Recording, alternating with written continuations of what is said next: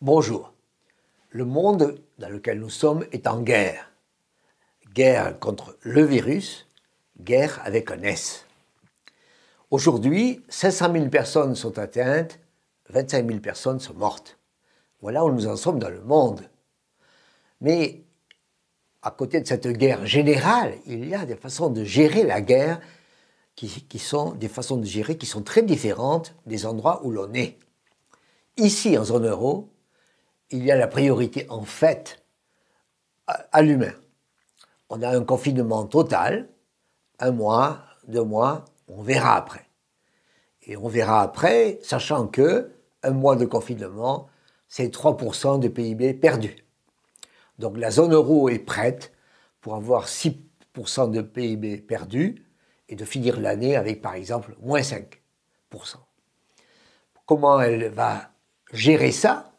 Comment elle va éviter un effondrement d'ensemble avec des aides et un déficit budgétaire énorme et surtout avec des trésoreries soutenues par la Banque centrale qui va faire du crédit sans compter. Voilà le choix de la zone euro. On confine, on aide, on subventionne l'humain d'abord. L'autre terrain des opérations, c'est celui qui oppose la Chine aux États-Unis, qui était déjà en guerre de suprématie mondiale quand est arrivé le virus.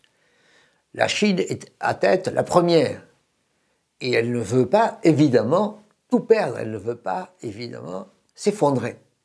Comment fait-elle? Elle confine la zone de Wuhan, autour de 50 millions de personnes, et elle dit, là, le virus sera tué, maté. Et ensuite, en dehors du pays, elle peut ouvrir. Et c'est ce qui se passe à l'heure actuelle. On a une ouverture hors de Wuhan, et on commence à avoir des ouvertures à Wuhan dans son ensemble.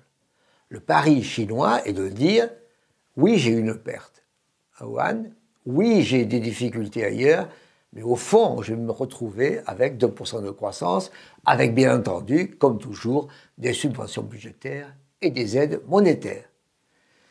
Aux États-Unis, c'est une autre histoire qui se joue, étant entendu que le virus est arrivé plus tard et que les politiques pour le gérer ont été différentes.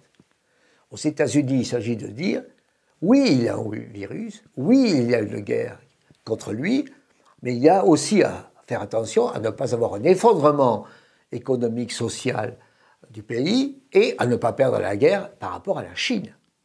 Parce que ce qui se passe aux États-Unis, c'est qu'effectivement, il y a à l'heure actuelle plus de cas chinois, de cas américains que de cas chinois. Voilà où nous en sommes. Mais il y a aussi une montée extraordinaire du nombre de chômeurs. En une semaine, 3 millions.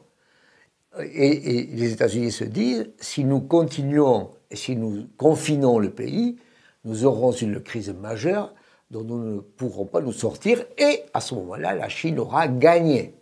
On voit bien que ce qui se passe aux États-Unis est une guerre. Oui, il y a des humains, oui, il y aura des morts, mais où il y a aussi la croissance, l'activité, l'emploi, la finance, en quelque sorte l'économie.